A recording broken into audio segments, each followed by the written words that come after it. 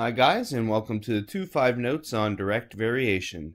Our essential question is what is similar and different about a linear equation and an equation of direct variation. So remember, slope can be known as either the rate of change, and when you're graphing, and what you typically think of it as is rise over the run. Okay, rise over run. The more you work, the more money you make. That's kind of a rate of change.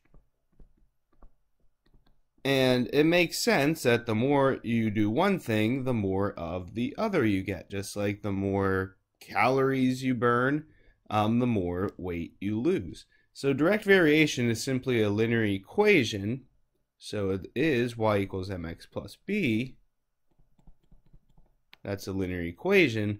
But more specifically, direct variation is going to be in the form y equals cx. Okay? Notice, r plus b, there is none. It goes through the origin.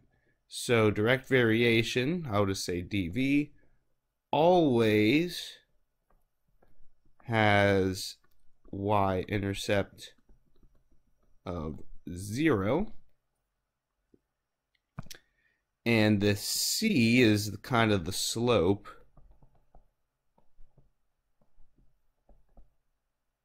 and it's known as our constant of variation. So slope is not only rate of change, rise over run, but it's also constant of variation. Specifically for direct variation. A graph of direct variation, since it always goes through the origin, if we were to look at it, it will always, again, go through the origin here. Now, it might be steep, okay? It might be kind of less steep there. It could do kind of either one. And not that it doesn't go in the other direction, but most of the time direct variation, we are only concerned with what's going on in the positive section because they deal with positive values. Okay, but that's just a little thing. The main idea is it goes through the origin, y-intercept of 0. Things are said to vary directly when there is a constant rate of change between the y and the x. So determining direct variation, tell whether the equations below are those of direct variation, and if so, provide the constant. So y equals 8x. Let's see, there is no y-intercept, so it's plus 0 here. And that means, yes, it is direct variation.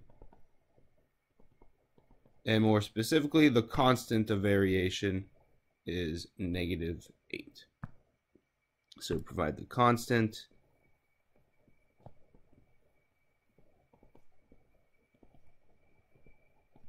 Okay, and y, it has a y-intercept of 0. Okay, y minus 4 equals 3x. Well, this one's pretty clear to see. If you add 4 over, add 4, we have y equals 3x plus 4. This is not direct variation. Y-intercept equals 4. So once you have that y-intercept, it is not direct variation. Not dv. Here, okay, again, you should probably see the pattern as soon as you add 7 over there. 10x plus 7 equals 3y. Okay, at this point, you should know it's not direct variation because of the 7. And even if you were to go on, it still definitely is not direct variation. Y-intercept is 7/3. Okay, so no constants in those. These here, it may look like it's not direct variation, but be careful. We would add 5x to y equals 5x, divide by 2, and this one actually is direct variation. Okay, notice there is no y-intercept. That's 0. So, yes, we have another direct variation. Y-int is 0, and our constant is the slope, or 5/2.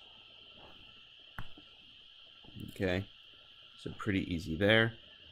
Similar idea, if we divide by 5, okay, the slope can be negative, that's okay. Y equals -4/5 x. That is okay again, so it's still a constant of variation. It is still direct variation. -4/5. And that's it for those, really. So those are the trickiest ones. As long as there's no plus anything at the end, it's pretty much good to go. Now, determining it from tables. Okay, so it can be a little more challenging here in tables, but not too bad. First, just like with our patterns before, you want to determine if there is a constant. Okay, so is there a constant change? Okay. Simply put, if we go from y each time, is the same thing going on. So you actually take y divided by x, rise over run. And we see if that's the same. So -1/3. We try here. -2 over, or -2/6 is -1/3. That checks off. And so on, -3/9. Hey, that's -1/3. Good. And -4/12. That's good.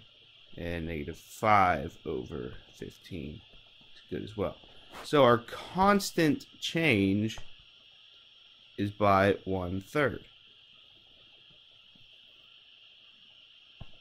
Well, the constant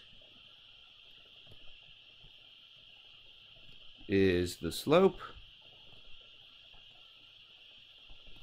So our direct variation equation is simply y equals -1/3 x. Boom. Again, the 1/3 comes from the constant.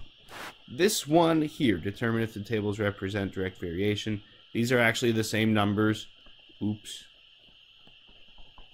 But to make it interesting, we'll change things up here. So instead of 6, we'll make this a 5.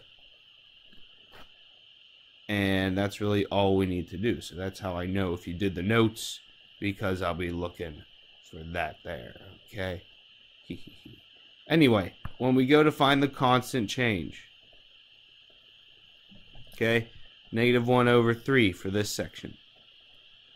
We do -2, again, y over x. -2/5. That is not 1/3. They're different. Okay. No constant rate. So it can't be direct variation. Okay. Last part here, equations of direct variation. Write an equation, so it should be y equals, and then find y. So again, these are parts A and B. First, our equation, part A. Okay, we need to find the constant. Okay, they tell us off the bat that they vary directly. So that's awfully nice of them. They vary directly, so we know that if we take y over x, we can get the constant. So we take -3 over 9, and we get -1/3. Okay. So our equation is y equals -1/3 x. Okay, that's your equation. Part B, simply put, find y when x equals 5. Well, you're just going to do y equals -1/3 times 5 and get -5/3. Part A, part B, and you're done. 2, sorry, there's a little typo, so another little check here. We're going to say y equals 2 and x equals 3/4. So it should look similar to this question here. X equals 3/4, y equals 2. Our constant, y over x, 2 divided by 3/4. Use your calculator. Again, I don't want to see ugly fractions. It's also the same, however, as 2 times 4/3, which is 8/3. So we know y equals 8/3 x. That's part A. Part B, we want 5 in there for x. And we get 40/3. Okay, that's really all there is to it. Direct variation, again, is very similar to a linear equation, only in that it goes through the origin and there's a constant rate of change. So EQ on Google Classrooms, and bring your notes tomorrow. Thank you guys, and peace out.